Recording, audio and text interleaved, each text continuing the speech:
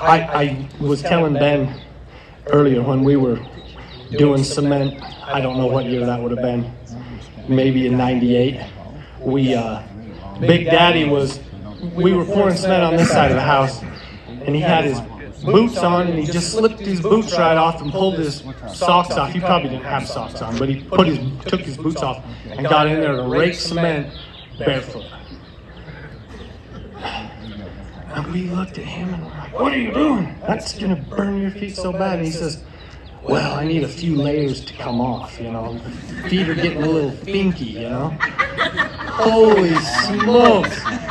And maybe Mom remembers. I don't know. I didn't hear if he was dying from his feet getting burned later, but apparently he got a few good layers off. So if your feet are getting pretty finky, apparently cement is a good way to get rid of it. I don't know.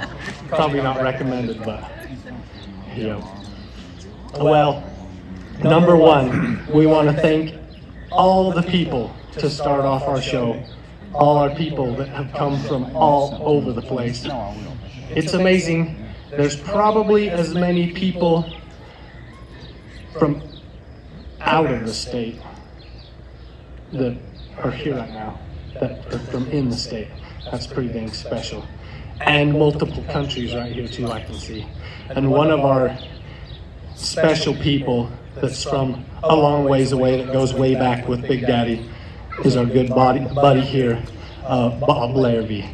And it's our honor and privilege to have him again this year. He came last year, and then apparently he was bragging you all up, because I had a lot of people tell me, "Oh, Bob went out there to your party and he said it was awesome." And I think he might have got surprised just a little bit about how fun it is here and what a good time we have. So today we're going to have a special time. We're going to turn the time over to him and our good buddy Pirate Larry, who does our Ratfink TV. If you haven't seen on YouTube, Ratfink TV, Pirate Larry says, "Get your cheese at Ratfink TV." So I will turn the time over to Larry and to Bob, and we'd like to, can y'all give a big welcome to these two? And I didn't tell you, but Pirate Larry's all the way from Texas, but he's from a town called On, Alaska. And I was so confused. I said, "I thought you said you were from Texas." And the grandbabies are all saying, "Oh yeah, we're from On, Alaska." I'm like, "On, Alaska?" Well, thank you very much. There we go. Good morning, gang. Once again, I'm very pleased to have Bob Larivee here to come visit the museum, and the lair of his good buddy, Big Daddy Roth. And Bob probably knew Ed better than anybody I can think of that's still walking the earth.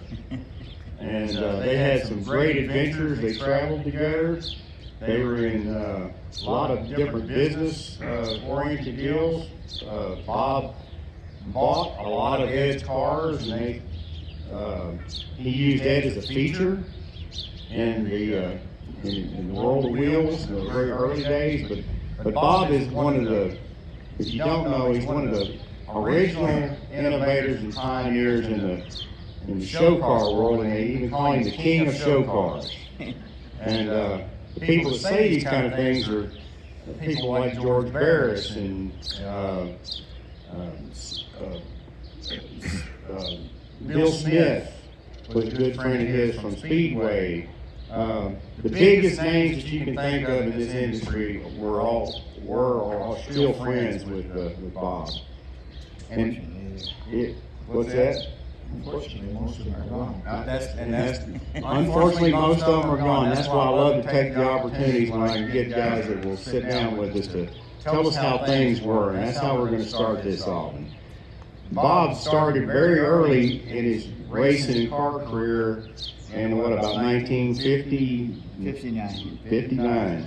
So why don't you tell everybody how you kind of got started there with your first car, building it, and what you had on your mind at that time, and what was kind of going on, and how that turned into getting with Don Riddler and all that, getting involved in the shows, and how that all started. Thanks, Larry. Yeah, I was just a young guy, and I went to a very sophisticated high school. I was going to become a dentist. Somehow, Hot Rod Magazine came out in 1948, and I was called up during Korea, and by the time I got done with all that, I was only interested in cars and sort of forgot about the dental thing.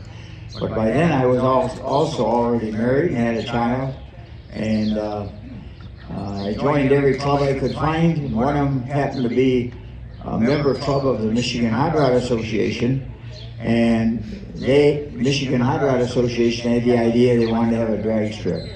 They just didn't know how to accomplish this, but what they did was they started a show, and that show was called Autorama, and it's about 70 years old now, and I ended up producing that show for the Michigan Hot Rod Association from 1960 to 1994.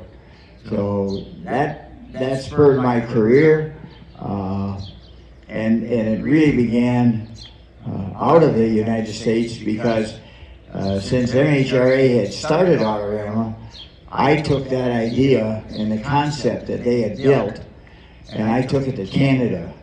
And I went to Windsor, which is right across from Detroit, and Hamilton, Ontario, and lost a few bucks. Of course, $500 to me at that time was a lot of money, but I went to Toronto, and in a day and a half, we drew 14,000 people, and I made $10,000. Wow, that was...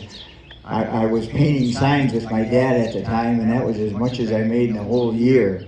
So, yeah, the economy has really changed. $10,000 today isn't much, but in those days, $10,000 was a pretty good wage for a year. And we were so successful with that idea. We only ran that show on Friday night and Saturday because they had blue laws in Toronto, and everything had to be closed on Sunday so you could go to church and so forth. But I took that idea, and before the spring of 1960 even ended, I ran 3 more shows in Indianapolis, Atlanta. I don't know how I did all this because I was a guy that had never traveled and didn't really know much what I was doing, but I was learning as I went along. I often say we succeeded because of our ignorance, because we were just a bunch of hot rodders. I was about 28 years old. And within a year or so, we were running about a dozen shows, and that was the beginning of our success. And by the fall of 1960, that's when a lot of things happened for me. One of the shows I had decided to start was in Pittsburgh, and who showed up but Ed Roth with The Outlaw. I think it was 1960. And I had never met anybody like Ed. He was a totally different kind of person than I was, in personality and in lifestyle, but I immediately enjoyed working with him, and he was honest with me. And before he left Pittsburgh, I decided I would like to buy The Outlaw. So within a year, I bought The Outlaw, and a year or two later, bought the Bandit, the Beatnik Bandit, and then eventually, about a couple of years later, Ed came up with a third car called the Mysterian, and I wanted the Mysterian, so I traded him back the Outlaw and the Bandit for the Mysterian. So I had ended up buying his first 3 cars. After that, we leased cars from Ed for a long time, starting with a road agent, and just about everything he did was a part of our shows. He was traveling to our shows selling shirts, and he was just a fantastic draw. We did have another artist at the same time who was from Detroit. His name was Mouse. I don't know if you guys remember Mouse. He's still around. He ended up doing all the album covers for the Grateful Dead. He moved to California and sort of became a legend in that genre. And I haven't seen him since the 50th Autorama, which was in '02. But he did come back to Detroit for that show. So anyway, I kept in touch with Ed. We had a great relationship. We worked together for many years. And then our paths sort of split. He was doing his thing, I was doing mine. I was adding shows every year. We started the ISCA in about 65. And just to give you an idea of how we expanded, within 20 years, in 1982, we ran 100 shows, and in the United States, England, Canada, Alaska, and Hawaii. So we were all over the country. I also opened an office in LA for several years because we were running shows on the West Coast, and we were very, very successful. We had 5 big trucks on the road hauling cars, semis, to all of our shows, and we just had a great time. I had a lot of young people working for me because it seemed like a young folks kind of business, and we just had a great crew of people, and I ended up with about 35 people helping make all this happen. So it was great. And then along about in the 80s, I got into art. A little different, but I'm a Western guy. I've got a home in Colorado. I was born in Detroit, but I go back and forth. In fact, I came here yesterday from Colorado. So I got into Western art, and within a couple of years, I had a Western art collection, and that led me to, my interest in cars led me to a couple of Concours d'Elegances. If you know what those shows are, they're sort of fancy shows with classic cars, true classic cars like Duesenbergs, Auburns, Cords, and what have you. And some of those shows wanted to have an art exhibit, an automotive art exhibit. I didn't even know automotive art existed, but I said, hey, I know a little bit about Western art, I know what I like. If there's automotive artists out there, let's find them and let's put on an art show. So we started that first show in 2 places. One was at the Meadowbrook Concours in Detroit, which Meadowbrook is a 100-room Dodge mansion in Detroit that you could still visit any day. Fantastic place. And the other thing was at the SEMA show in Las Vegas, the biggest hot rod show in the world. They use 3 million square feet. They use everything. It's the second biggest show in Las Vegas. They get about 160,000 visitors in 4 days, but it is a trade show, so it's not open to the public on most days. But anyway, I started these shows. I found out there were automotive artists. I got the support of SEMA behind me, and before it all started to slow down, we were doing a show that was 3,500 square feet. How can I describe that? It's about equal to a 6-car garage or so. And we had 40 artists exhibiting, and this was a great thing. It was really a big boost for art and for pinstriping, and I loved every minute of it. I got to meet all the artists from all over the country, and we also did a show at Pebble Beach at the Concours there.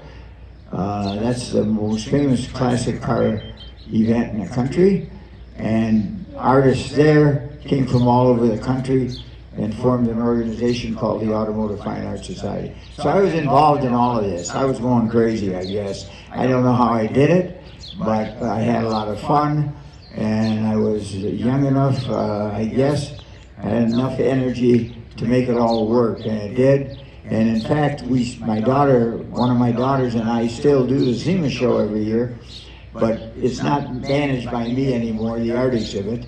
It's managed by SEMA themselves. They have about a dozen artists, and we're considered to be one of the artists.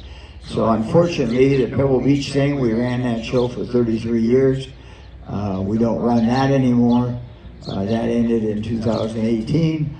But a lot of the things that I started and that I was so anxious to produce and to see grow, a lot of those shows are still going. My old company, which I sold to my son in '94, my son passed away in '12.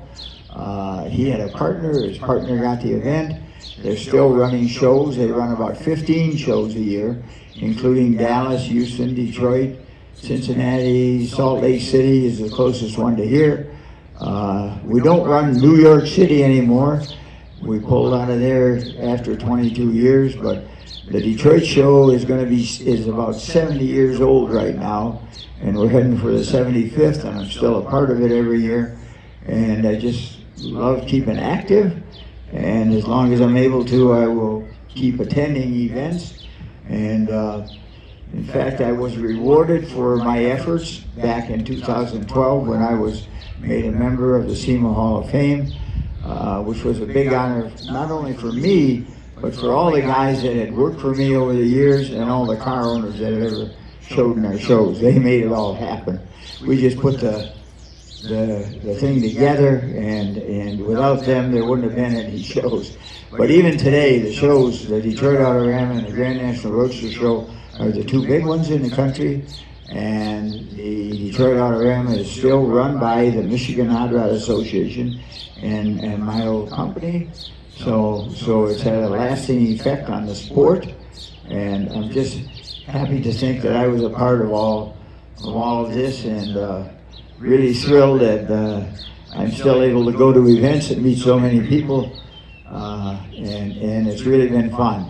In the meantime, for the pinstripers, I encouraged, when I got into the art thing, I encouraged pinstriping in our shows, and eventually we had pinstriping in about half of our shows, about 15 shows. But today, there's only pinstriping with a lot of pinstripers in Milwaukee, Chicago, Detroit, Kansas City, and maybe one or two others. But it has lasted, and we've done a lot of great good. All the money from the pinstriping auctions, which is what we do, we run auctions in all of those shows. All that money goes to charity, and Milwaukee was really happy this year. They passed the $1 million mark for money to the Children's Cancer Hospital, and that was really something after 20 years. And I don't know how much money we've given to these various charities, but in Chicago the money goes to the Ronald McDonald House. In Detroit it goes to the those Dogs for the Blind. So this has been a great thing, and I've been really proud to be a part of all of that. So, met a lot of great people, a lot of great pinstripers. I have a collection of pinstripe art, and I'm really proud that we were able to be a part of making this great talent come to light again after all these years. So anyway, that's a quick overview of my life. In the meantime, just to keep busy, I drove race cars for 25 years, circle track.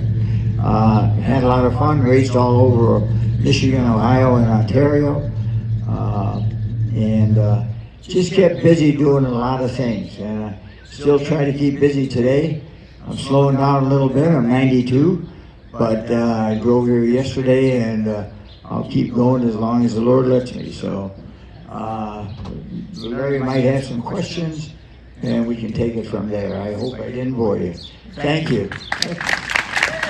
92, guys. He has filled a lot of life in those 92 years.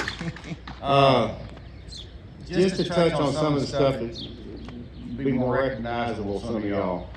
So, the World of Wheels, most of us have all went to a World of Wheels show somewhere and in our nearby towns. That was Bob.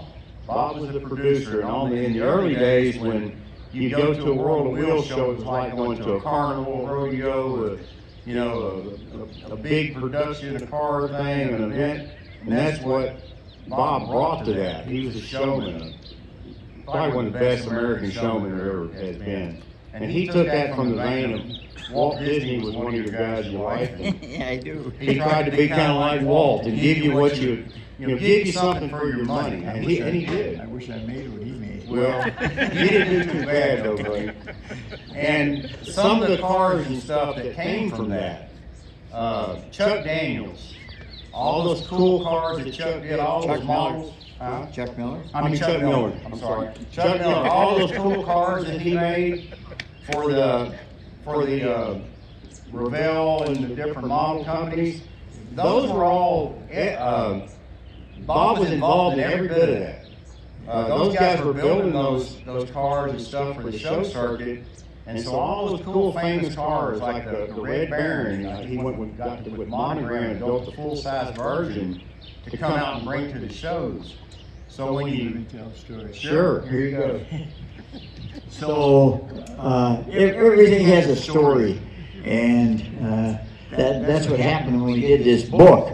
The guy, my partner on the book, every time we'd get together, he'd say, "Tell me another story," and I'd say, there's so many stories I can't think of anymore. But anyway, the Red Baron story, I was in Chicago working on the Chicago show, and I knew that there was a toy fair, or not a toy fair, but yeah, I guess it was a toy fair, because Monogram Models was exhibiting there. So I didn't have anything to do, so this was in a hotel. I thought, geez, I'll kill a couple of hours, I'll go see this show. So I walked into the show, and the very first booth was Monogram, and there was a model of this car they were going to bring out, the Red Baron. And I introduced myself to a guy. He was the vice president. He brought over the president who was in the booth, Jack Besser. I still remember his name. I've never seen him since that day. But anyway, I said, hey, I'd like to build this car. And I said, is there any chance? I already was getting royalties for some of the cars that we built, like the Zingers and so forth, which we did.